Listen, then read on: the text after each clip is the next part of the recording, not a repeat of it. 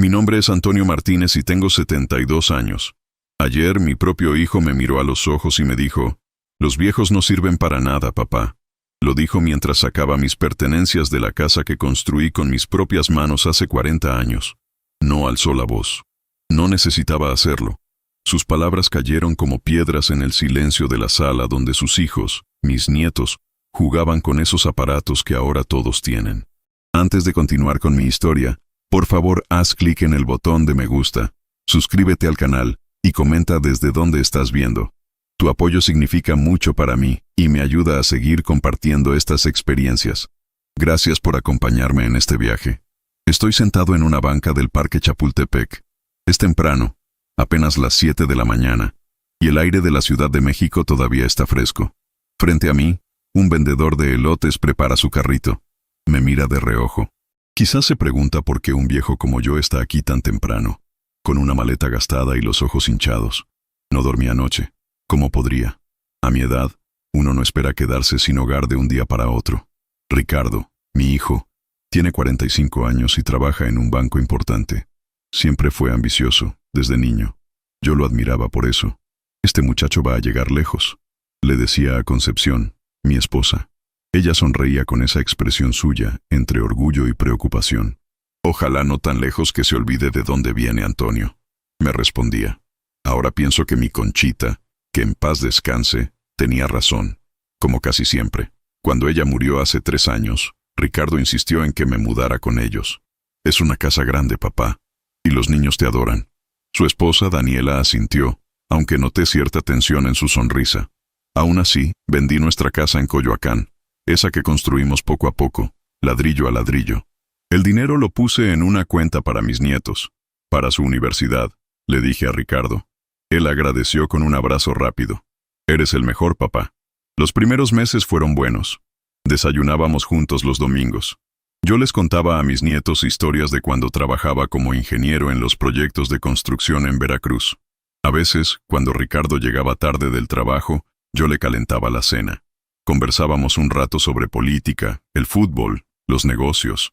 Pero poco a poco, esos momentos se fueron haciendo más escasos. Primero fueron las excusas. Estoy muy cansado, papá. Tengo una reunión temprano mañana. Los niños necesitan dormir ya.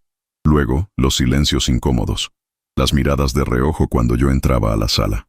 Las conversaciones que se interrumpían. Comencé a notar cómo Daniela suspiraba cuando yo preguntaba algo sobre la casa. Antonio, ya lo hemos discutido, decía con ese tono que usan para hablarle a los niños o a los que ya no entienden bien. Y tal vez tenían razón. Quizás ya no entiendo este mundo nuevo. Un mundo donde las familias cenan mirando pantallas en lugar de mirarse a los ojos.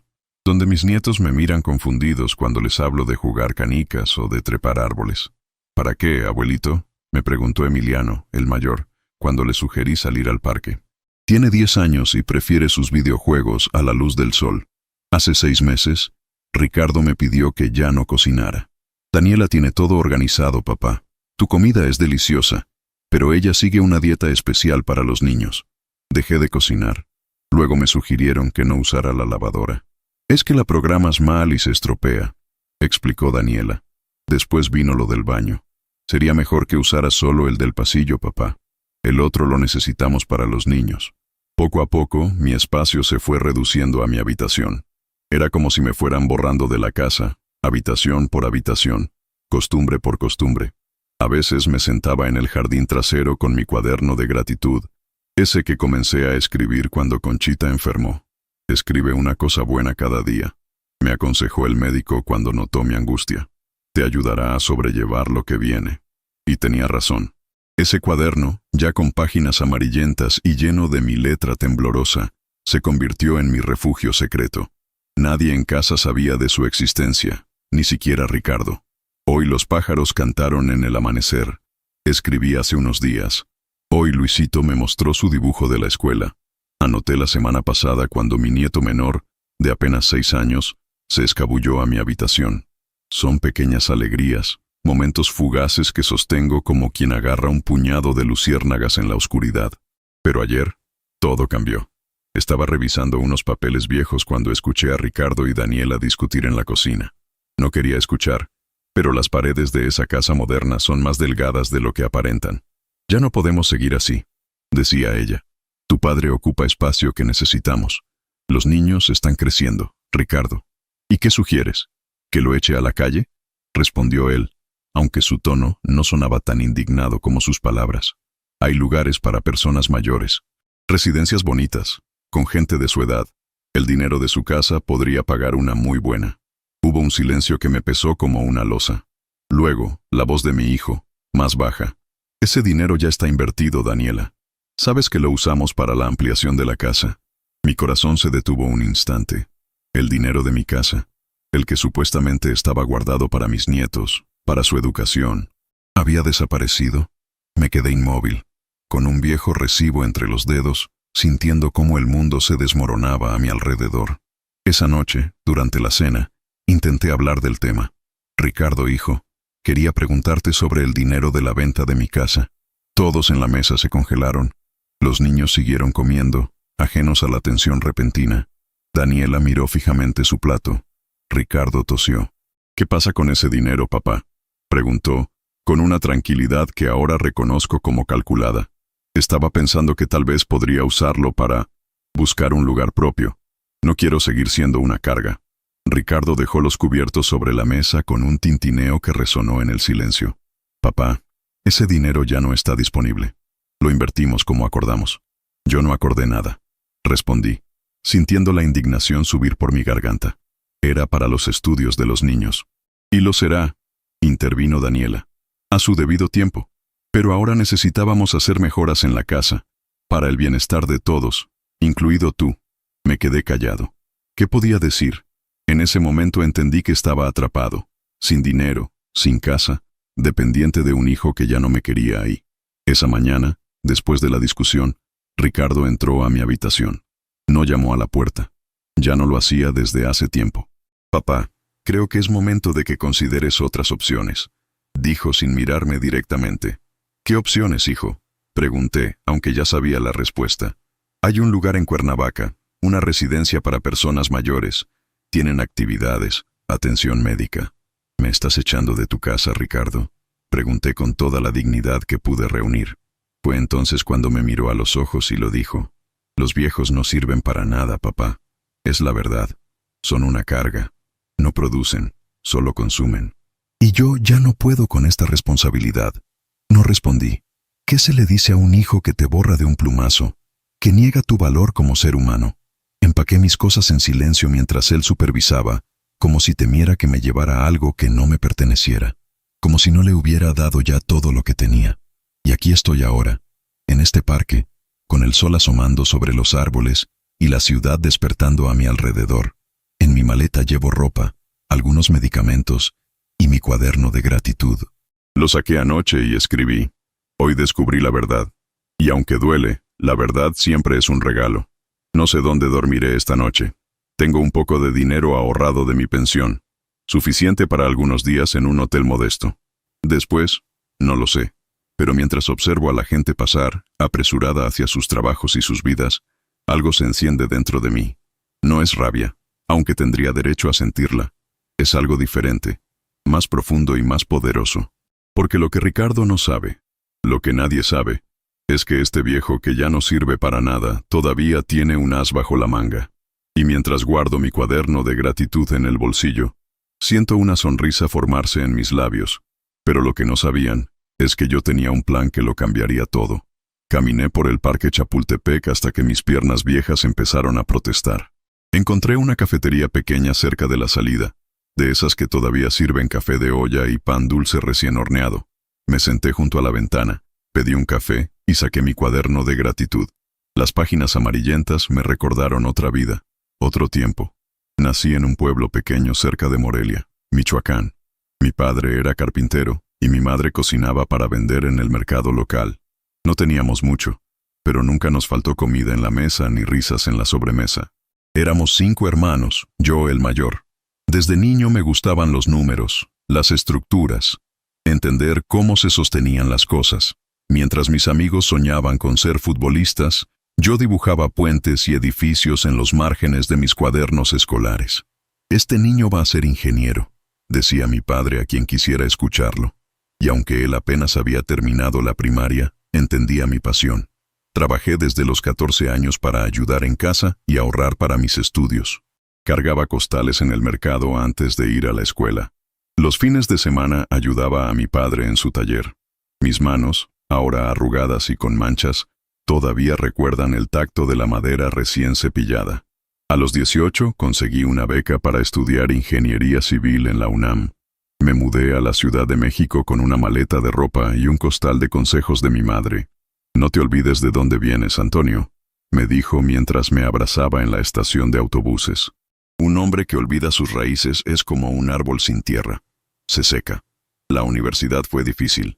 Yo venía de una escuela rural y mis compañeros de preparatorias privadas. Hablaban de viajes al extranjero mientras yo contaba los pesos para el camión. Pero los números no entienden de clases sociales. En las matemáticas encontré un lenguaje universal, y pronto mis calificaciones hablaron por mí. Conocí a Concepción en el tercer año. Ella estudiaba arquitectura y tenía la sonrisa más bonita que había visto en mi vida. Era de Veracruz, con ese acento cantado que nunca perdió. Nos encontrábamos en la biblioteca. Compartíamos libros que ninguno podía comprar solo. Un día le invité un café. Al siguiente ella me invitó una torta. Así comenzamos, compartiendo lo poco que teníamos. Nos casamos al terminar la universidad. Fue una boda sencilla en el patio de la vecindad donde yo rentaba un cuarto. Mi familia vino desde Michoacán, la suya desde Veracruz. Comimos mole, bailamos hasta el amanecer. No teníamos casi nada, solo sueños y la certeza de que juntos podríamos construir algo sólido. Mi primer trabajo fue en una constructora pequeña. El sueldo apenas alcanzaba, pero Conchita y yo sabíamos ahorrar. Vivíamos en un departamento diminuto en Iztapalapa. Ella consiguió trabajo en un despacho de arquitectos. Por las noches, diseñábamos juntos la casa que algún día tendríamos. «Aquí estará la cocina», decía ella, dibujando, en servilletas de papel. «Y aquí plantaremos un limonero», añadía yo. Ricardo nació 3 años después. Cuando lo puse en brazos de Conchita, vi en sus ojos el mismo brillo que tenía cuando hablábamos de nuestra casa soñada. «Es perfecto», susurró ella, agotada pero feliz. Esa noche, mientras los dos dormían, escribí mi primera entrada en un cuaderno. «Hoy soy el hombre más afortunado del mundo». No sabía entonces que ese simple acto de gratitud se convertiría en un hábito que me salvaría décadas después. La llegada de Ricardo cambió nuestras prioridades. Ya no solo soñábamos, necesitábamos hacer realidad esos sueños. Conseguí un trabajo mejor en una empresa que construía infraestructura por todo el país. Significaba viajar, estar lejos de casa semanas enteras, pero el sueldo valía la pena. Conchita dejó su trabajo para cuidar de Ricardo. «Es temporal», me decía cuando notaba mi culpa por dejarla sola. «Estás construyendo nuestro futuro». Durante 10 años viajé por todo México. Construí puentes en Chiapas, carreteras en Sonora, edificios en Monterrey. Cada vez que regresaba a casa, Ricardo había crecido un poco más. A veces me miraba como a un extraño. Esos momentos me dolían más que cualquier cansancio físico. Cuando Ricardo cumplió 12 años, decidí que era suficiente. Había ahorrado lo necesario para comprar un terreno en Coyoacán y comenzar a construir nuestra casa. Conseguí un trabajo estable en la Ciudad de México, con menos sueldo pero cerca de mi familia. «Ahora estarás en las obras importantes», me dijo Ricardo la noche que le conté mi decisión. No entendí entonces a qué se refería. Ahora sí. Construimos nuestra casa poco a poco, durante casi 3 años. Yo trabajaba en ella los fines de semana. Conchita diseñó cada rincón. Ricardo nos ayudaba a su manera, trayendo agua, sosteniendo herramientas. Era nuestro proyecto familiar, nuestro sueño materializado en cemento y ladrillos. La primera noche que dormimos allí, en nuestra casa propia, no pude evitar llorar silenciosamente mientras Conchita dormía a mi lado. Había cumplido la promesa que me hice a mí mismo cuando salí de mi pueblo, darle a mi familia un hogar digno, construido con mis propias manos. En mi cuaderno escribí: «Hoy duermo bajo un techo que yo mismo levanté, no hay mejor descanso». Ricardo creció, se hizo un joven brillante. Siempre tuvo facilidad para los estudios y una ambición que a veces me preocupaba. «No todo en la vida es el éxito, hijo», le decía. Él me miraba con una mezcla de respeto y condescendencia. Lo dices porque ya lograste lo que querías, papá. Yo quiero más. Pagamos su universidad, la mejor escuela de negocios del país. Nunca escatimamos en su educación. Es la mejor inversión, decía Conchita. Y tenía razón. Ricardo se graduó con honores y consiguió trabajo en un banco importante. Su carrera despegó rápidamente. Conoció a Daniela en un evento del banco. Era hermosa, educada, de buena familia. La primera vez que la trajo a casa, noté cómo miraba nuestro hogar. No con desprecio, pero sí evaluando, calculando. Conchita también lo notó. No juzgues, me dijo esa noche. Es joven y tiene otras prioridades. Se casaron en una ceremonia elegante a la que no terminamos de encajar. Los padres de Daniela, dueños de una cadena de hoteles, organizaron todo. Nosotros pagamos lo que pudimos, pero fue evidente que nuestro aporte era simbólico. Durante la fiesta escuché a un tío de Daniela preguntar, ¿y tu suegro a qué se dedica? La respuesta de Ricardo fue rápida. Es ingeniero, trabajó en proyectos importantes. Omitió mencionar que esos proyectos importantes eran carreteras rurales y puentes en comunidades indígenas, obras que salvaban vidas pero no impresionaban en cócteles. Nacieron mis nietos, Emiliano primero, luego Luisito. Conchita y yo nos convertimos en abuelos devotos. Cuidábamos a los niños cuando podíamos. Les enseñábamos lo que sabíamos. Fueron años felices, a pesar de que veíamos a Ricardo cada vez menos. Su trabajo, decía él. Sus compromisos sociales. Entendíamos, o pretendíamos, entender. Cuando Conchita enfermó, todo cambió. Cáncer, dijeron los médicos. Terminal. 6 meses, quizás 1 año. Fue entonces cuando comencé a escribir diariamente en mi cuaderno de gratitud. Era mi forma de no hundirme, de recordar que, incluso en los días más oscuros, había luz. Hoy Conchita sonrió al ver a los pájaros en la ventana. Hoy no tuvo dolor. Hoy recordamos nuestro viaje a Oaxaca y ella rió hasta quedarse sin aliento. Pequeños momentos que atesoraba como si fueran oro. Ricardo venía a visitarla, pero siempre con prisa. El trabajo, papá, ¿entiende? Yo entendía. Siempre he entendido demasiado. Conchita murió una tarde de noviembre, tranquila, sosteniendo mi mano. Cuida nuestra casa, Antonio. Fueron sus últimas palabras. Es nuestro legado. Y yo le fallé. Vendí la casa cuando Ricardo insistió en que me mudara con ellos. Es lo mejor, papá. Estarás acompañado. Ahora veo que lo que quería era la casa. O más bien, el dinero de la casa. Nuestra casa, nuestro legado, convertido en una ampliación para su mansión en las Lomas. Tomé un sorbo de café, ya frío, y cerré mi cuaderno. La mesera me miraba con cierta preocupación. Quizás notó las lágrimas que no pude contener. Le sonreí para tranquilizarla y pedí la cuenta. Mientras pagaba, tomé una decisión. No me iría a ninguna residencia para ancianos. No desaparecería silenciosamente para comodidad de Ricardo. Ese no era el hombre que Conchita amó, ni el que construyó puentes sobre ríos caudalosos y carreteras en montañas imposibles. Saqué mi teléfono celular, ese que Ricardo me obligó a usar por seguridad. Busqué un número que no marcaba hace años. Respiré hondo y llamé. ¿Licenciado Domínguez? Habla Antonio Martínez. Sí. Ha pasado mucho tiempo. Necesito su ayuda con un asunto legal. Es sobre mi testamento. El licenciado Domínguez me citó en su despacho para la mañana siguiente. Me recomendó un hotel cercano, modesto pero limpio. No se preocupe por el costo, don Antonio, me dijo. Considérelo un adelanto por los servicios que me prestó cuando necesité construir mi casa. Así somos los mexicanos. Nunca olvidamos un favor. Pasé la noche inquieto, repasando mentalmente los últimos 3 años viviendo con Ricardo y su familia. Ahora, con distancia, podía ver claramente cómo había sido mi exclusión.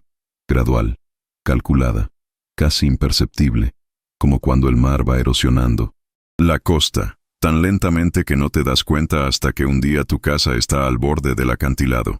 Todo comenzó con pequeñas cosas. Las primeras semanas en casa de Ricardo, todos hacían esfuerzos por incluirme. Me preguntaban sobre mi día, me consultaban decisiones domésticas, me invitaban a sus salidas familiares. Daniela incluso me pedía consejos sobre la decoración, aunque luego nunca lo seguía. Recuerdo la primera Navidad. Fue un mes después del funeral de Conchita. Yo estaba destrozado, pero intentaba mantenerme fuerte por los niños. Daniela organizó una cena elegante, muy diferente a nuestras reuniones sencillas pero cálidas. Invitó a sus padres, a algunos amigos del banco. Me senté en la mesa sintiendo que no encajaba, con mi traje viejo y mis modales de pueblo. «Cuéntanos de tu trabajo, Antonio», dijo el padre de Daniela en algún momento. Ricardo mencionó que eras ingeniero. «Sí, trabajé en construcción casi toda mi vida», respondí. «Carreteras, puentes, algunos edificios. ¿Algún proyecto que conozcamos?», insistió, con ese tono que usan los ricos cuando hablan con quienes consideran inferiores. Antes de que pudiera responder, Ricardo intervino. «Papá trabajó principalmente en proyectos rurales, obras públicas. Nada muy conocido». Lo dijo sin malicia aparente, pero sentí el golpe. 40 años de carrera reducidos a nada muy conocido. No mencionó que esas obras públicas habían conectado comunidades aisladas, llevado agua potable a miles de personas, resistido inundaciones y terremotos. Esa noche escribí en mi cuaderno. Hoy recordé que el valor de una vida no se mide por la fama de lo que construyes, sino por cuántas vidas mejoran gracias a ello. Después de esa cena, las invitaciones a las reuniones sociales fueron disminuyendo. «Es algo íntimo, papá. Son solo compañeros del trabajo. Te aburrirías». Yo asentía, pretendiendo entender.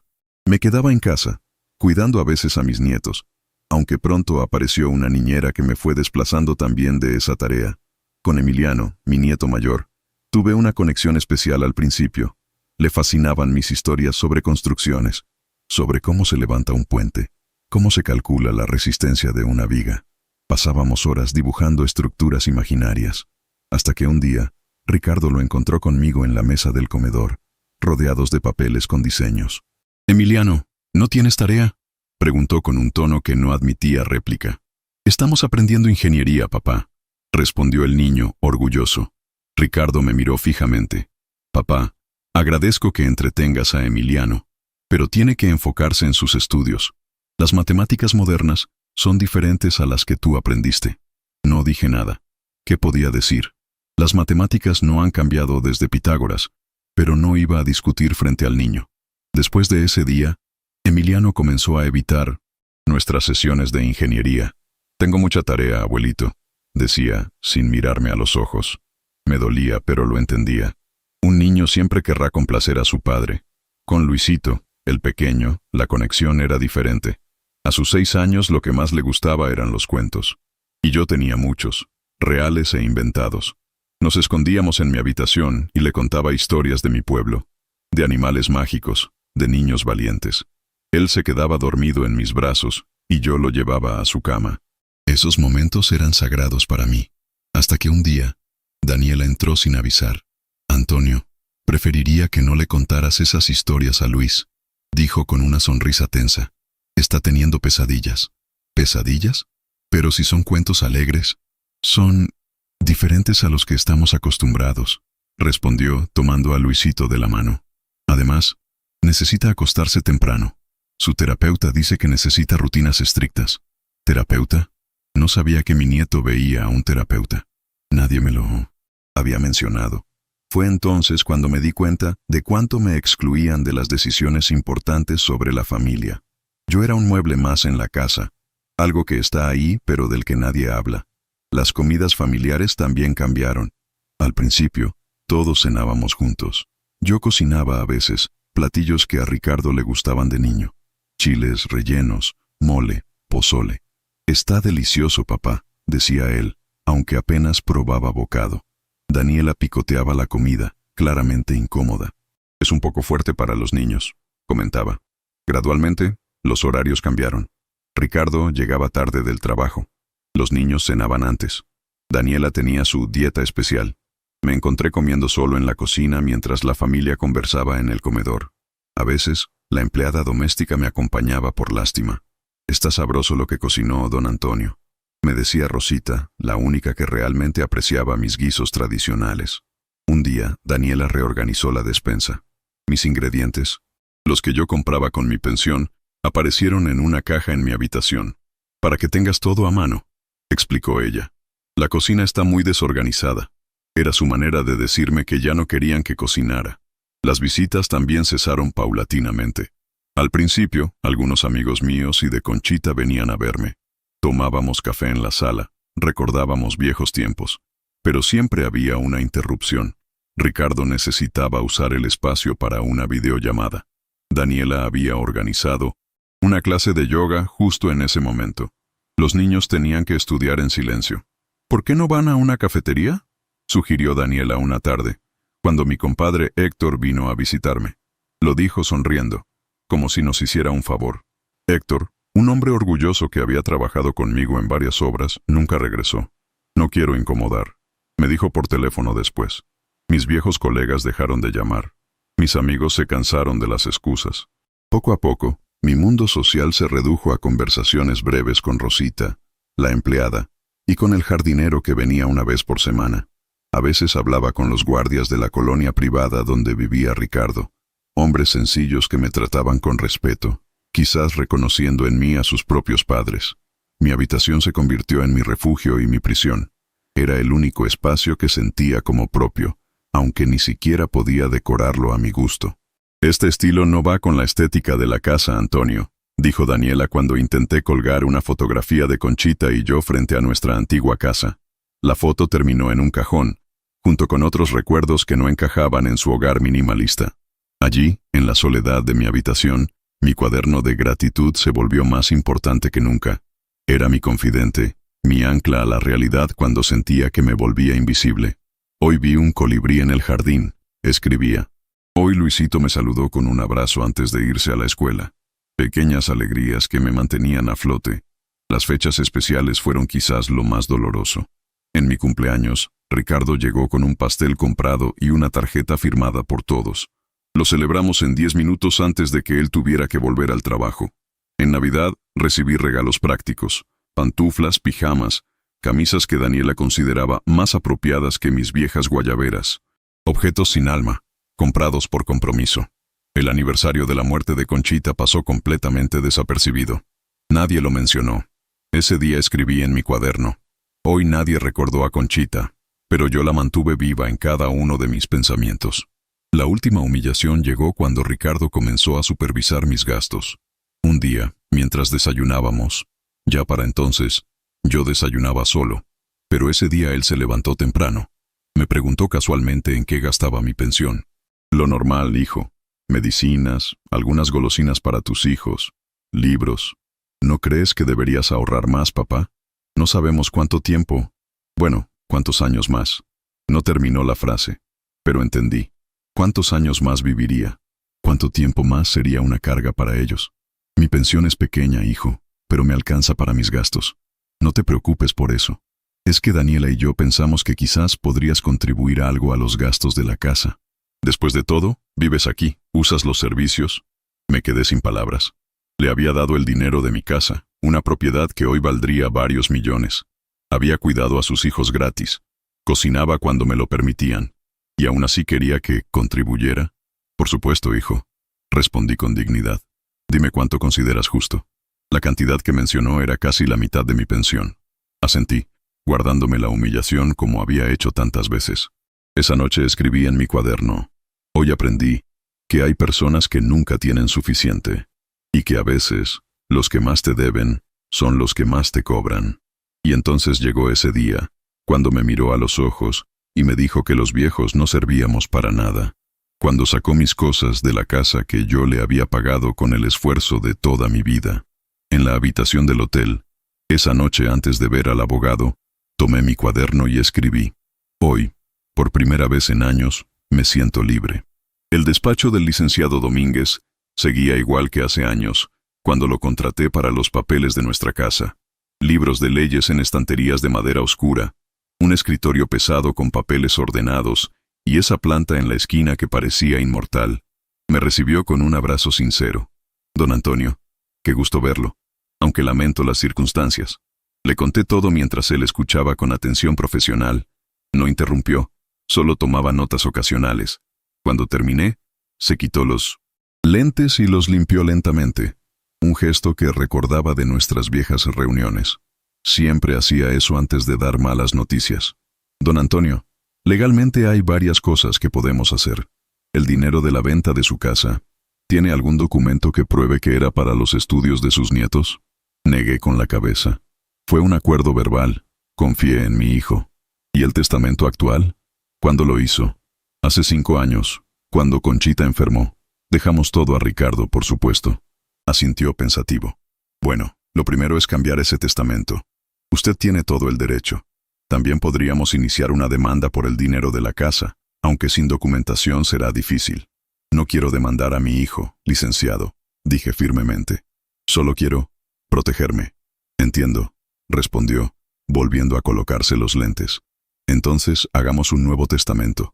¿Tiene en mente a quién quiere dejar sus bienes? La pregunta me tomó por sorpresa. Mis bienes. ¿Qué bienes me quedaban? Mi pensión, algunos ahorros, objetos personales. Pero entonces, recordé algo que Ricardo no sabía, algo que ni siquiera Conchita había conocido. Sí, respondí. Tengo una idea muy clara. Esa tarde, después de firmar los papeles preliminares, caminé hacia el Zócalo. La catedral se alzaba imponente, igual que cuando la vi por primera vez hace más de 50 años. Me senté en una banca, viendo pasar a la gente. Turistas tomando fotos, oficinistas apurados, vendedores ambulantes. La aburrida vida siguiendo su curso, indiferente a las pequeñas tragedias personales. Saqué mi teléfono y busqué otro número. Dudé un momento antes de marcar. ¿Y si me rechazaba también? La voz que respondió sonaba exactamente igual que hace 20 años. Bueno, ¿quién habla? Hola, Joaquín. Soy Antonio Martínez. Un silencio, y luego una exclamación de sorpresa. Antonio, compadre, ¿dónde andas? Hace años que no sabemos de ti. Estoy en el centro. ¿Podríamos vernos? Claro. Vente a la casa. Elena. Se pondrá feliz. Siempre pregunta por ti.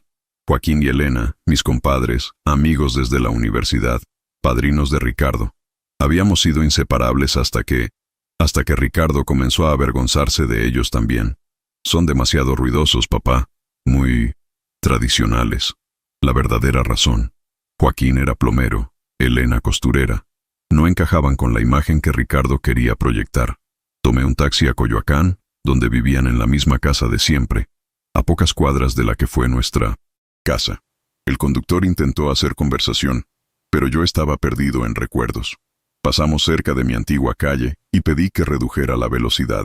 Ahí estaba, nuestra casa, ahora pintada de otro color, con un portón nuevo. Otras personas vivían sus vidas donde Conchita y yo habíamos vivido la nuestra.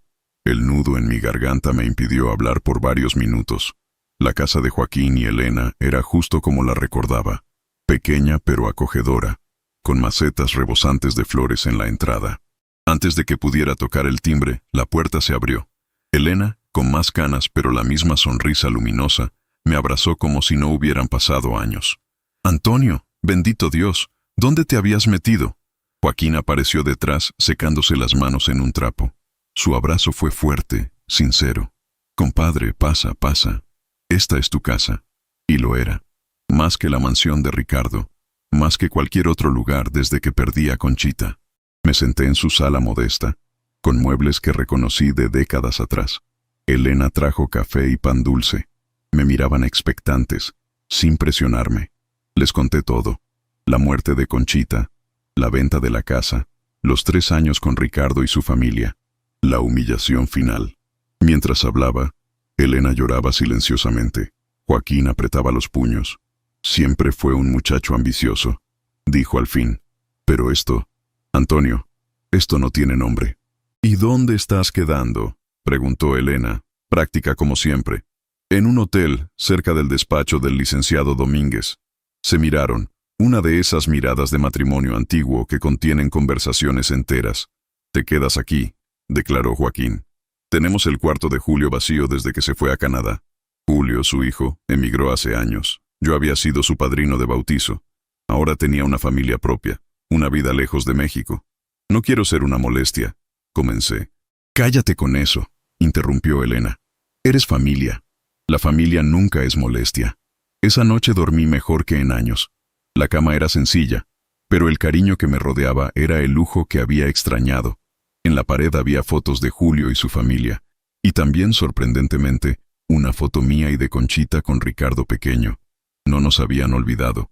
Por la mañana, Elena insistió en prepararme chilaquiles, mi desayuno favorito. «Estás muy flaco, Antonio. Esa nuera tuya no te alimentaba bien». Daniela tiene otros gustos culinarios, respondí diplomáticamente. Más internacionales. Pues aquí comemos como mexicanos, declaró, sirviendo una porción generosa. Y tú vas a recuperar esos kilos que perdiste. Joaquín me llevó a buscar mis cosas al hotel. Durante el trayecto me contó sobre su vida, sus nietos, su trabajo que seguía próspero. La gente siempre necesita plomeros, compadre. Crisis o no crisis. Las tuberías se siguen rompiendo. Sonreí, recordando cuando instalamos juntos la plomería de mi casa. Ricardo, entonces un niño, nos ayudaba, pasándonos herramientas. Algún día construiré casas como tú, papá, decía. Nunca imaginé que algún día me echaría de una. En el hotel, al recoger mis escasas pertenencias, encontré un sobre que habían pasado bajo mi puerta. Lo abrí con curiosidad. Era del licenciado Domínguez. Don Antonio, después de nuestra conversación, hice algunas averiguaciones. Adjunto información que podría interesarle.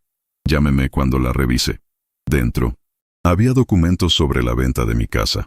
El precio real había sido mucho mayor del que Ricardo me había dicho.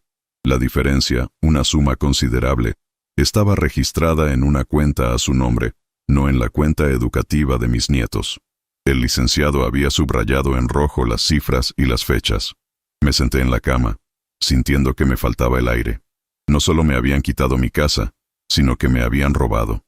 Mi propio hijo me había mentido, me había estafado. «¿Antonio? ¿Estás bien?», preguntó Joaquín desde la puerta. Le mostré los documentos, incapaz de hablar. Los revisó en silencio, su rostro endureciéndose. «Esto es un fraude, compadre. Deberías denunciarlo». Negué con la cabeza. «No puedo hacer eso a mi propio hijo. Él no tuvo problemas en hacértelo a ti», respondió con dureza inusual en él. Guardé los papeles en mi maleta. «Hay otras formas de hacer justicia, Joaquín». En casa de mis compadres, Elena había preparado una comida con todos mis platillos favoritos. Me trataban como a un rey, no por lástima sino por cariño genuino. Durante la sobremesa, sonó mi teléfono. Número desconocido. «Bueno», respondí con cautela. «Papá, soy yo». La voz de Ricardo sonaba tensa. «¿Dónde estás? Estamos preocupados». Casi me río. ¿Preocupados? Después de echarme a la calle. «Estoy bien, Ricardo. Con amigos». «¿Qué amigos?» «Papá, deberías volver. Hablamos con la residencia. En Cuernavaca tienen un lugar para ti. Es lo mejor». «No voy a ir a ninguna residencia, hijo. Estoy donde me quieren». «Papá, no seas terco. A tu edad, necesitas cuidados especiales. No puedes andar por ahí». «¿Por qué llamaste, Ricardo?», interrumpí. «¿Qué quieres realmente?». Silencio al otro lado. Luego, con voz más baja, «El licenciado Domínguez me llamó. Dijo que fuiste a verlo». «¿Para qué?». Así que era eso. No estaba preocupado por mí, sino por lo que yo pudiera hacer. «Asuntos personales, hijo. Nada que deba preocuparte». «¿Cambiaste tu testamento?», preguntó directamente. «Porque si es por lo del otro día, estaba enojado, papá. No lo decía en serio». «¿Qué parte no era en serio, Ricardo? ¿Que los viejos no servimos para nada o que me echaras de la casa?». Otro silencio. Luego, un suspiro exasperado. «Mira, papá. Todos cometemos errores. Ven a casa y hablamos como adultos». «Como adultos», repetí lentamente. «Sí, eso me gustaría». Acordamos vernos al día siguiente en un café. Al colgar, Joaquín y Elena me miraban expectantes. «¿Vas a perdonarlo así nada más?», preguntó Elena, indignada. «No», respondí con calma. «Voy a escucharlo. Y luego voy a hacer lo que debía hacer hace mucho tiempo». Esa noche escribí en mi cuaderno de gratitud. Hoy recuperé mi dignidad y descubrí que la familia no siempre es la de sangre, sino la que te trata con amor y respeto. Al día siguiente me puse mi mejor camisa, esa guayabera blanca que Conchita me regaló en nuestro último aniversario. Joaquín insistió en llevarme al café. «Te espero cerca, compadre. Cualquier cosa, me llamas». El café estaba en Polanco, un lugar elegante donde yo desentonaba con mi ropa sencilla. Ricardo ya estaba ahí, trajeado, consultando su reloj. Se levantó al verme, intentó abrazarme. Me mantuve firme, ofreciéndole solo la mano. Nos sentamos. Pidió café para ambos sin preguntarme qué quería. Siempre hacía eso, decidir por mí como si yo fuera un niño. «Papá», comenzó con ese tono condescendiente que había perfeccionado, «creo que ambos exageramos. Las familias discuten, es normal». Lo miré fijamente. Este hombre que había salido de mí, que había crecido en mis brazos, que había recibido todo mi amor y esfuerzo, Ahora me trataba como a un estorbo. ¿En qué momento se había convertido en esto? ¿Sabes, Ricardo? Tu madre siempre dijo que eras igual a mí, trabajador, determinado, pero se equivocó. Tú y yo no nos parecemos en nada. Su expresión cambió. No esperaba esto. Esperaba disculpas, sumisión, lo que siempre había obtenido de mí. Papá, no vine aquí para que me insultes. No es un insulto, hijo. Es una verdad que tardé demasiado en ver. Y entonces me miró como si yo fuera un extraño, como si por primera vez viera al hombre real frente a él, no al padre dócil que siempre cedía. Ricardo recuperó rápidamente su compostura. Era hábil para eso, para reajustarse y retomar el control. Lo había visto hacerlo en reuniones familiares cuando algo no salía como él quería. Papá, no nos desviemos del tema, dijo, bajando la voz. Estamos aquí para hablar de tu futuro, de lo que es mejor para ti. ¿Y tú decides qué es lo mejor para mí? Pregunté con calma. Sonrió con esa sonrisa profesional que usaba con sus clientes. Tengo más información que tú sobre las opciones disponibles. La residencia en Cuernavaca es excelente. Actividades recreativas, atención médica permanente, compañía de personas de tu edad. ¿Cuánto cuesta? Interrumpí. Parpadeó, confundido por la pregunta directa. Es costosa, sí, pero vale la pena. ¿Y quién la pagaría? Bueno, está el dinero de tu pensión y podríamos usar parte del dinero de la venta de la casa. Lo miré fijamente. ¿Qué dinero, Ricardo? ¿El que pusiste en la cuenta para la universidad de los niños o el que escondiste en tu cuenta personal? Su rostro palideció. No sé de qué estás hablando. Saqué del bolsillo de mi guayabera los documentos que me había enviado el licenciado Domínguez y los deslicé sobre la mesa. Tengo los registros de la venta, el precio real, la transferencia a tu cuenta. Ricardo miró los papeles sin tocarlos. Su mandíbula se tensó. Vi algo en sus ojos que nunca había visto. Miedo. Por primera vez, yo tenía el control. Podemos resolver esto en familia, dijo al fin, recuperando parte de su serenidad. No es necesario involucrar abogados ni hacer escándalos. ¿Ahora sí somos familia? Pregunté. Ayer era un viejo inútil que no servía para nada. Estaba enojado, papá. Todos decimos cosas que no sentimos cuando estamos enojados. Negué con la cabeza. Tú sí lo sentías, hijo. Solo que nunca habías tenido el valor de decírmelo a la cara. Tomó un sorbo de su café, ganando tiempo. Siempre había sido así, calculador incluso en los momentos de crisis. Me pregunté, no por primera vez, cómo mi hijo y yo podíamos ser tan diferentes. ¿Qué quieres, papá? ¿Dinero? ¿Volver a casa? Podemos arreglarlo. Lo que quiero no se puede comprar, Ricardo, ni arreglar con palabras bonitas. Entonces, ¿qué? ¿Vas a demandarme? ¿A tu propio hijo? ¿Qué dirán los niños cuando sepan que su abuelo llevó a su padre a los tribunales? Chantaje emocional, su especialidad, pero ya no funcionaba conmigo. No voy a demandarte. No quiero tu dinero. Lo que quiero es que entiendas las consecuencias de tus acciones. Me miró desconcertado. Esto no estaba en su guión.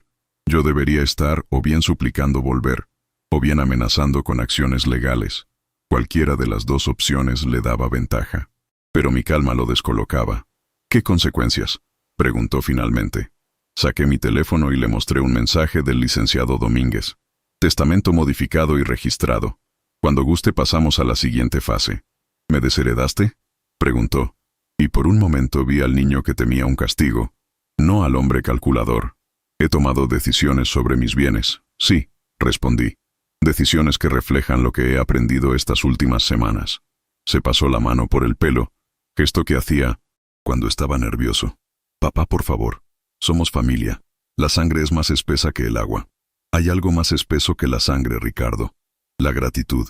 Algo que nunca entendiste. ¿Gratitud? ¿De qué hablas? De mi cuaderno. Respondí, sacándolo del bolsillo interior de mi guayabera. Lo puse junto a los documentos legales. Llevo años escribiendo en él. Un ejercicio que comenzó cuando tu madre enfermó. Cada día, anoto algo por lo que estoy agradecido. Un momento, un gesto, un recuerdo. Ricardo miró el cuaderno gastado como si fuera un objeto extraño. Nunca le había hablado de él. Era mi secreto, mi refugio. ¿Y eso qué tiene que ver conmigo? Cuando vivía contigo, cada vez me costaba más encontrar motivos de gratitud, pero seguí escribiendo. Hoy Luisito me dio un abrazo. Hoy el sol entró por mi ventana. Pequeñas cosas que me mantenían a flote mientras tú y Daniela me iban borrando de la casa, de la familia, de sus vidas. Abrí el cuaderno y pasé las páginas hasta una entrada reciente. Aquí, el día que me echaste, escribí: hoy descubrí la verdad. Y aunque duele, la verdad siempre es un regalo. Ricardo parecía incómodo. Las muestras de emoción siempre lo habían puesto nervioso. Papá, no es necesario ponerse así. Cerré el cuaderno. Este ejercicio de gratitud me enseñó algo importante, hijo. No es lo que tienes lo que te hace rico, sino lo que agradeces. Y tú, con tu casa grande y tu trabajo importante, eres un hombre pobre. No vine aquí para recibir lecciones de moral, dijo, enderezándose. Su tono de banquero había vuelto. Vine a resolver un problema práctico. El problema práctico, como tú lo llamas, ya está resuelto. Estoy viviendo con Joaquín y Elena. ¿Los recuerdas?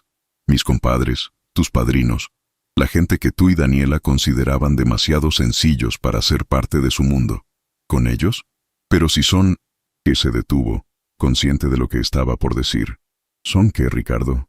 ¿Pobres? ¿De clase baja? ¿O ibas a decir que son buenas personas, generosas, que me abrieron su casa sin preguntas ni condiciones? No respondió. No tenía respuesta para eso. Mi abogado se pondrá en contacto contigo pronto. Continué. No es una demanda, tranquilo. Es algo diferente. Mientras tanto, te pido que no me llames ni me busques. Necesito tiempo. ¿Tiempo para qué? Para perdonarte, hijo. No por ti, sino por mí. Porque el rencor es un veneno que no quiero cargar. Me levanté, dejando el café casi intacto. Ricardo parecía aturdido, como si no pudiera procesar que yo, su padre siempre complaciente, estuviera poniendo condiciones. Papá, espera, dijo parándose también. Esto no puede quedar así. Ya quedó así, respondí con firmeza. Tú tomaste tus decisiones, yo tomo las mías. ¿Y los niños? ¿Tus nietos? ¿No quieres verlos? Más que nada en el mundo, admití, sintiendo un nudo en la garganta. Pero en tus términos serían visitas controladas, supervisadas, donde yo sería un extraño con el que hay que ser amable por obligación. Prefiero esperar a que crezcan y decidan por sí mismos si quieren conocer a su abuelo. Eso es injusto, papá. Usar a los niños. ¿Injusto? Lo interrumpí. ¿Sabes qué es injusto? Que un hombre trabaje toda su vida para dar lo mejor a su familia, y al final sea tratado como un mueble viejo que estorba. Eso es injusto, Ricardo. Me di la vuelta y comencé a caminar hacia la salida. No miré atrás, aunque sentía sus ojos clavados en mi espalda. Afuera, Joaquín esperaba en su camioneta, como había prometido. Al verme, bajó y me abrió la puerta. ¿Cómo te fue, compadre? Bien, respondí simplemente. Vámonos. Durante el trayecto, le conté a grandes rasgos la conversación. Joaquín escuchaba, asintiendo ocasionalmente. Hiciste lo correcto, Antonio. A veces la única forma de que alguien aprenda es enfrentándolo a las consecuencias. No busco que aprenda, respondí. Solo busco vivir con dignidad el tiempo que me queda. Al llegar a casa de mis compadres, Elena nos esperaba con la comida lista. ¿Cómo te fue?, preguntó ansiosa. Le puse límites a mi hijo por primera vez en su vida, respondí. Y se sintió liberador. Esa noche, después de cenar, me senté en el pequeño patio trasero de la casa. Había macetas con hierbabuena y albahaca, plantas que a Conchita le encantaban. Las estrellas brillaban en el cielo de la Ciudad de México, a pesar de la contaminación. Saqué mi cuaderno y escribí. Hoy encontré el valor para enfrentar la verdad y para trazar un nuevo camino. A la mañana siguiente, recibí una llamada del licenciado Domínguez. Don Antonio, todo está listo para la siguiente fase, como acordamos. El mensajero llevará los documentos hoy mismo. Gracias, licenciado. ¿Cree que funcionará? En mi experiencia, don Antonio, la verdad siempre sale a la luz. Solo es cuestión de tiempo. Colgué y me quedé mirando el teléfono. Era hora de poner en marcha mi plan. Ese que había comenzado a formarse la noche que Ricardo me echó de casa. No era venganza lo que buscaba, sino justicia. Y quizás, solo quizás, una lección para mi hijo. Elena entró en ese momento con una taza de café. ¿Todo bien, Antonio? Todo bien, respondí, sonriendo. De hecho, creo que pronto las cosas estarán mejor de lo que han estado en mucho tiempo. Me miró con esa mezcla de curiosidad y preocupación tan suya. ¿Qué estás tramando, viejo zorro? La verdad, comadre. Solo la verdad. Tomé mi café mientras el sol de la mañana calentaba el patio. Por primera vez en años, Sentía una energía renovada, un propósito. Mi cuaderno de gratitud descansaba sobre la mesa, testigo silencioso de mi transformación, de víctima a protagonista de mi propia historia. Porque lo que Ricardo no sabía, lo que nadie sabía, era que este viejo inútil tenía más recursos de los que aparentaba. Y no hablo solo de dinero, sino de algo más valioso: sabiduría y paciencia. La sabiduría para entender que el verdadero valor de una persona no está en lo que posee, sino en lo que da. Y la paciencia para esperar el momento exacto para actuar. El mensajero llegaría pronto con los documentos que cambiarían todo. Y entonces, por fin, la verdad saldría a la luz. El mensajero llegó puntual, como me había asegurado el licenciado Domínguez. Era un joven delgado con una mochila desgastada. ¿Don Antonio Martínez?, preguntó, consultando su tableta.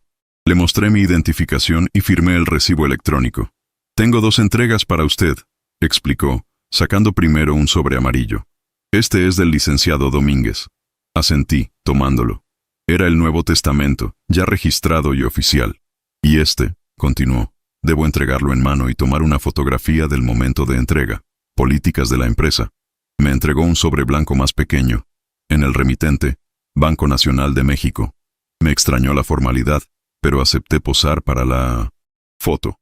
El mensajero me agradeció y se marchó con prisa, probablemente con más entregas pendientes. Joaquín, que había observado todo desde la puerta, se acercó curioso. «¿Qué es eso, compadre?» «La segunda fase del plan», respondí, sonriendo enigmáticamente. Entramos a la casa. Elena estaba en la cocina, preparando la comida. El aroma de chile y tomate asado inundaba el ambiente. Me senté en la mesa del comedor y abrí primero el sobre amarillo. Era, efectivamente, mi Nuevo Testamento. Lo revisé rápidamente y lo guardé en mi maleta. Luego abrí el sobre blanco.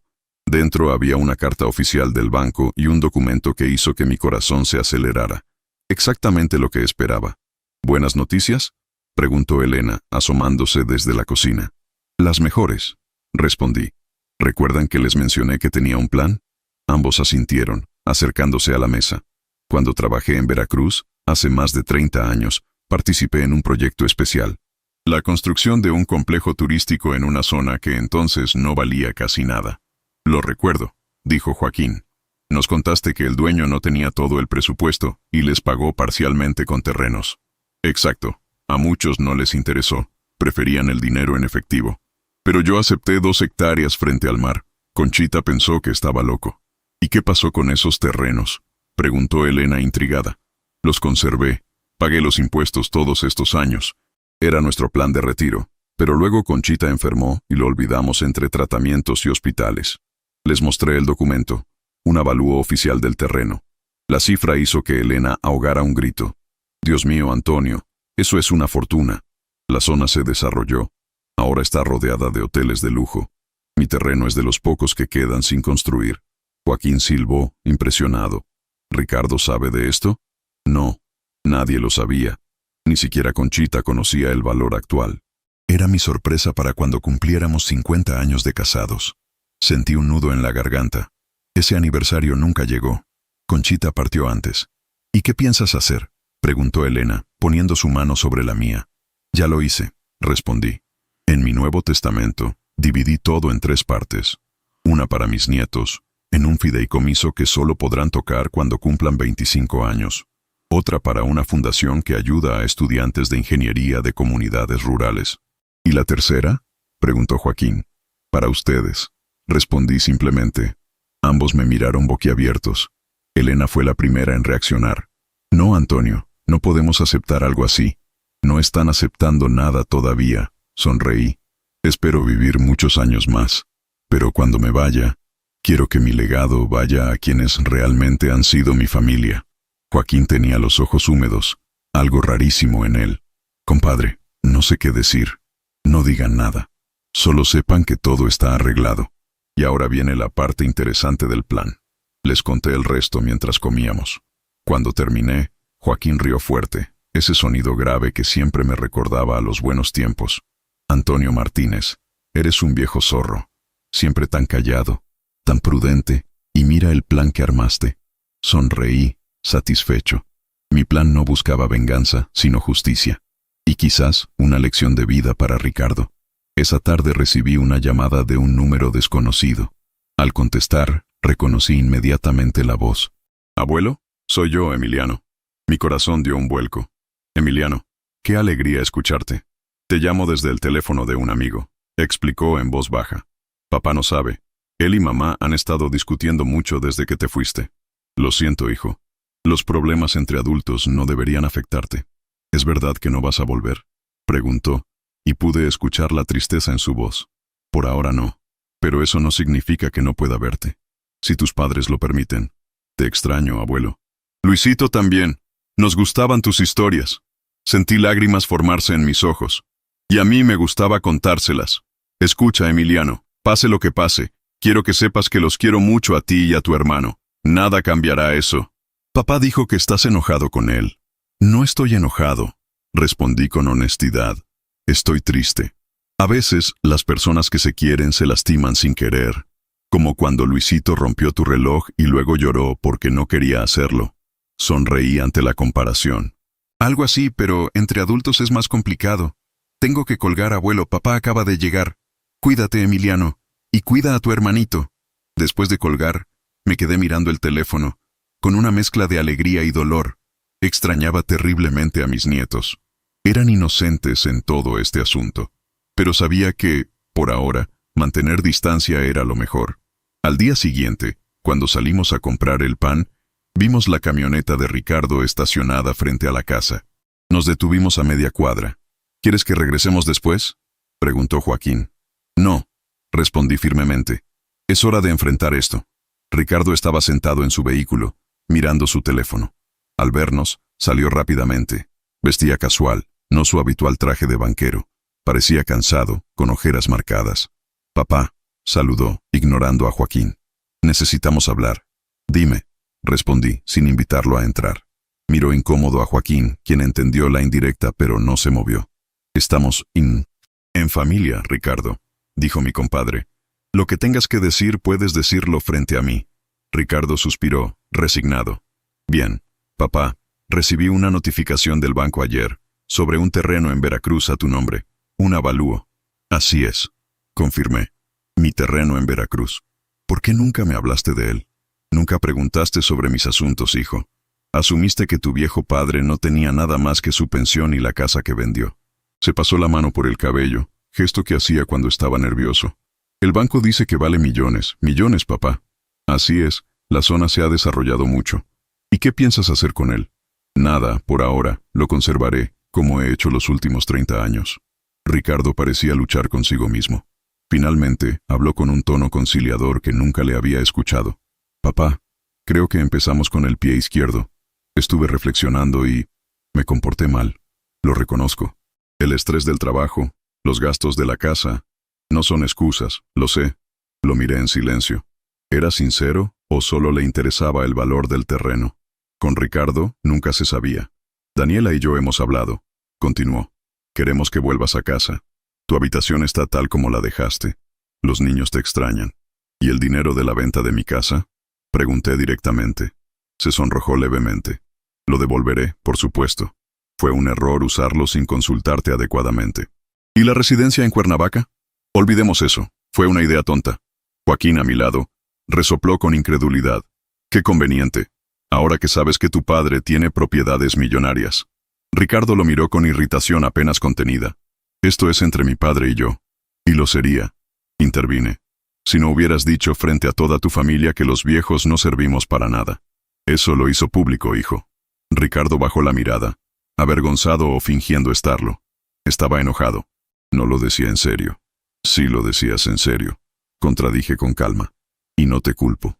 Es lo que te enseñó esta sociedad, que el valor de una persona está en su productividad, en lo que aporta económicamente. Cuando dejé de ser útil para ti, dejé de tener valor». «No es así, papá». «Lo es, Ricardo, y lo entiendo, pero no lo acepto. Por eso no volveré a tu casa». Su expresión cambió. El banquero calculador reapareció. «¿Es por el terreno? ¿Quieres negociar?». «No hay nada que negociar. El terreno es mío, y he decidido qué hacer con él, igual que con el resto de mis bienes». «¿Qué quieres decir?». «Que ya cambié mi testamento, hijo. y que deberías volver con tu familia. Tus hijos te necesitan. Ricardo me miró fijamente, evaluando sus opciones. Finalmente, asintió. Esto no ha terminado, papá. Para mí sí, respondí con tranquilidad. Te deseo lo mejor, Ricardo, de verdad. Se marchó sin despedirse. Lo vimos subir a su camioneta y alejarse con un chirrido de llantas. ¿Qué tipo?, murmuró Joaquín. Perdón que lo diga, compadre, pero tu hijo es un... Es mi hijo, interrumpí. Con todas sus fallas, sigue siendo mi hijo. Esa noche escribí en mi cuaderno. Hoy entendí que perdonar no significa permitir que te sigan lastimando. Significa liberarte del peso del rencor. Al día siguiente, recibí otra llamada del licenciado Domínguez. Don Antonio, tengo noticias interesantes. Su hijo contrató un abogado para impugnar su nuevo testamento. Era de esperarse. Respondí. ¿Podrá lograrlo? Imposible, aseguró. Usted está en pleno uso de sus facultades mentales. El testamento es legal en todos sus aspectos. Pero hay algo más. Su nuera, Daniela, vino a verme. Eso sí me sorprendió. ¿Daniela? ¿Para qué? Quiere negociar, por separado de su esposo. Me pidió discreción absoluta. Interesante, murmuré. ¿Y qué propone? Quiere garantías de que sus hijos recibirán su parte de la herencia, independientemente de lo que haga Ricardo. Parece que no. Confía en que su esposo administre bien ese dinero. Sonreí para mis adentros. El plan estaba funcionando mejor de lo esperado. La codicia comenzaba a separar a quienes se habían unido para excluirme. Dígale que aceptaré verla, pero no en su casa ni en su oficina, en un lugar neutral. Acordamos una cafetería cerca del Parque México, un lugar público, tranquilo, donde podríamos hablar sin presiones. El siguiente acto de mi plan estaba por comenzar. La cafetería junto al Parque México estaba casi vacía a esa hora de la mañana. Elegí una mesa en el rincón, desde donde podía ver la entrada. Elena había insistido en planchar mi guayabera favorita para la ocasión. Vas a una negociación, Antonio, tienes que verte digno, me dijo mientras alisaba las arrugas de la tela con dedicación.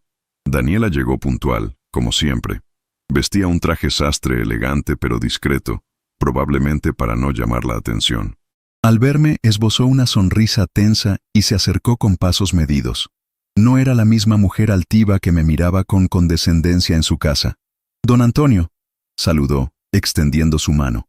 Noté que había vuelto al don que había abandonado hace años. «Gracias por aceptar verme». «Siéntate, Daniela», respondí, señalando la silla frente a mí. «¿Café? Por favor, solo, sin azúcar». Pedimos los cafés y esperamos en un silencio incómodo hasta que llegaron.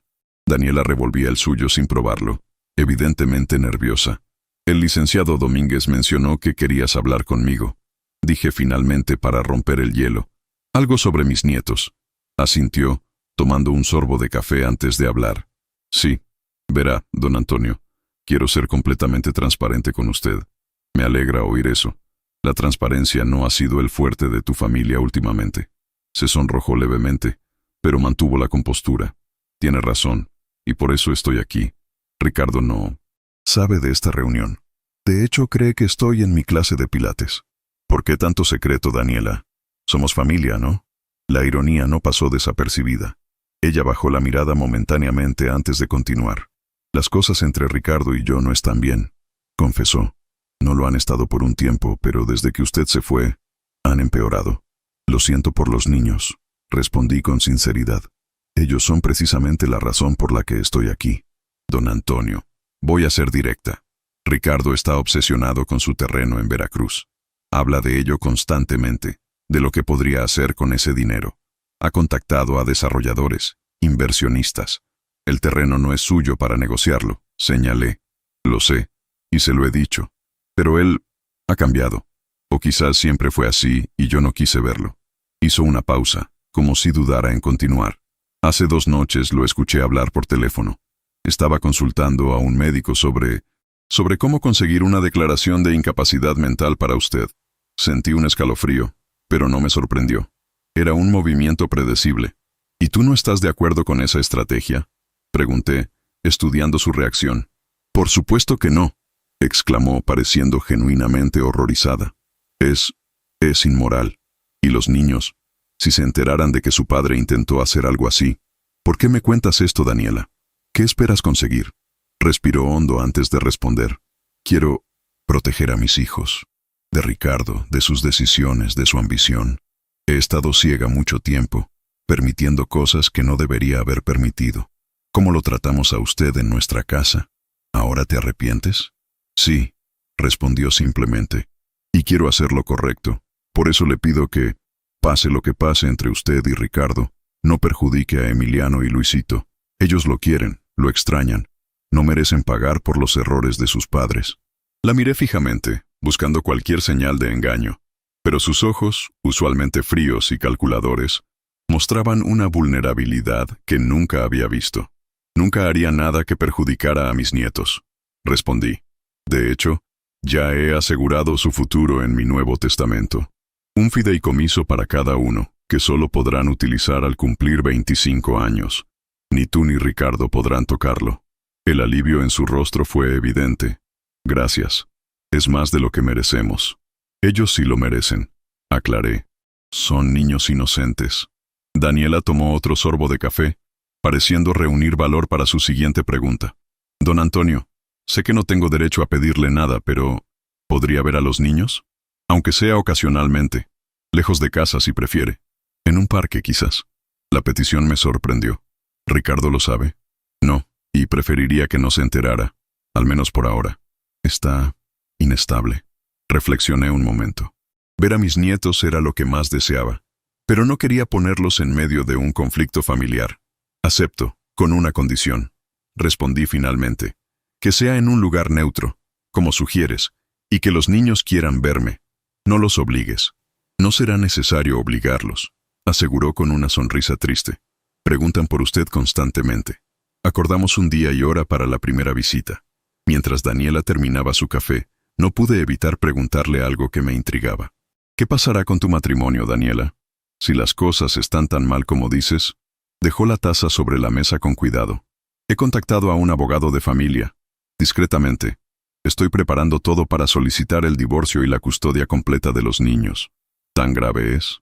Ricardo siempre fue ambicioso, pero últimamente es como si nada fuera suficiente. La casa, el trabajo, el dinero. Es como un hambre que no puede satisfacer. Y me temo que nunca podrá, porque lo que realmente le falta no son cosas materiales. Sus palabras resonaron en mí. Era exactamente lo que había escrito en mi cuaderno de gratitud. La verdadera pobreza de Ricardo. Nos despedimos con un acuerdo tácito de discreción. Mientras la veía alejarse, sentí una extraña mezcla de tristeza y esperanza. Mi hijo estaba perdiendo a su familia por la misma ambición que lo había llevado a rechazarme a mí. De regreso en casa de Joaquín y Elena, les conté sobre la reunión. Nunca pensé que Daniela tuviera ese lado humano, comentó Elena sorprendida. A veces las personas nos sorprenden, respondí, para bien o para mal. Esa tarde recibí una llamada del licenciado Domínguez. Don Antonio, hay novedades. Su hijo vino a mi oficina, muy alterado. Exigió ver su expediente completo. Cuando me negué, amenazó con demandar al despacho. ¿Y qué hizo usted? Lo que acordamos.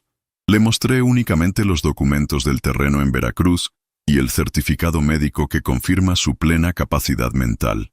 Se fue furioso, pero sin argumentos legales. Gracias, licenciado. Manténgame informado. Las semanas siguientes fueron un torbellino de acontecimientos. Me reuní con mis nietos en el Parque Chapultepec, un encuentro lleno de abrazos y lágrimas de alegría. Les conté historias, comimos helados, y por unas horas, olvidé todos los problemas. Emiliano, siempre perspicaz, me preguntó, ¿por qué ya no vives con nosotros, abuelo?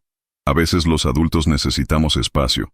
Respondí con cuidado, como cuando tú y tu hermano pelean y cada uno se va a su habitación. Pareció aceptar la explicación, aunque noté que entendía más de lo que decía. Luisito, en cambio, solo quería saber cuándo volvería a verme. Pronto, prometí, mirando a Daniela, quien asintió discretamente. Ricardo, según me contaba Daniela en nuestras breves conversaciones telefónicas, estaba cada vez más obsesionado con mi herencia. Había intentado contactar directamente a los desarrolladores interesados en el terreno de Veracruz, presentándose como mi representante. El licenciado Domínguez tuvo que enviar cartas aclaratorias para evitar problemas legales. Un mes después de nuestra salida de la casa de Ricardo, Joaquín y Elena me sorprendieron con una propuesta inesperada. Antonio, comenzó mi compadre durante la cena. Elena y yo hemos estado pensando. Esta casa es pequeña para los tres, especialmente ahora que ves a tus nietos regularmente. Mi corazón se encogió.